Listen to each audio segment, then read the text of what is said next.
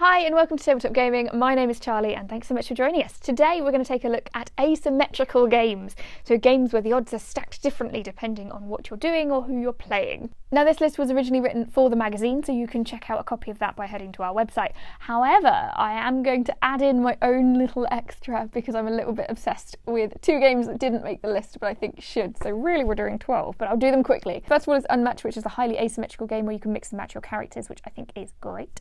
And then we also have Star Wars Rebellion, just because it's a personal favourite. Anyway, those aside, let's take a look at 10 of the best asymmetrical games that you can get. At number 1 on the list is Jaws, the Ravensburger game. Now, I mean, you get to play as a shark. What more do you need? This, of course, ties into the popular game Jaws. Now, you're going to need a bigger boat? Great, flip the board. The first half of this game is played on the boat, and the second half is played on the orca, so you get this nice little progression as you go along. I must have accidentally made what is now a wave in that pattern that I've just made. It's nice to see that the beat follows the film in the same way as the game does, so you'll enjoy it. Number 2 is Mr. Jack. You're going to need to try and find Mr. Jack before he escapes or before he beats you. You're going to have to hide in the dark, solve puzzles, escape traps. And whilst the two of you play any of your counters, only one of you knows the truth. One of you is Mr. Jack.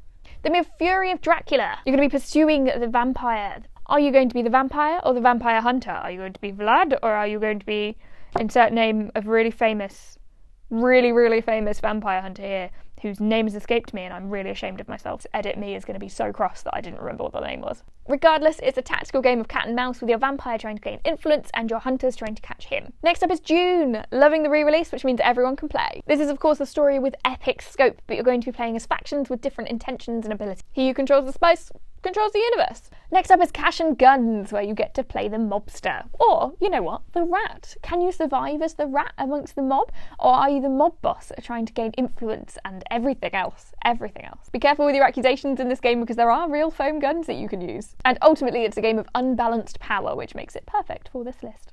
Root, where adorable woodland creatures turn murderous within their factions and have different aims and intentions between them. You've got a different set of rules for each of your systems, and yeah, that can make it a little bit complicated and there's a lot to watch, but it also means that you're going to have to think really tactically about what it is that you're doing, and it feels like you're building a real world of different motivations and different ideas.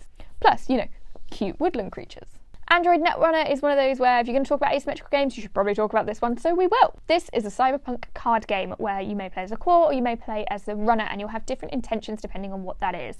The former tries to force the runner to discard their hand or reveal their agenda, and the latter is trying to steal agendas from them and empty their deck. 2 Dimeos next up. This is a game based on a historical uprising on May the 7th of 1808. This was in Madrid and against the occupying French army. Now, I'm no history buff in the slightest, but this does represent uneven forces. And whilst there are different goals, of course very, very different goals, you're going to be finding some commonality within combat.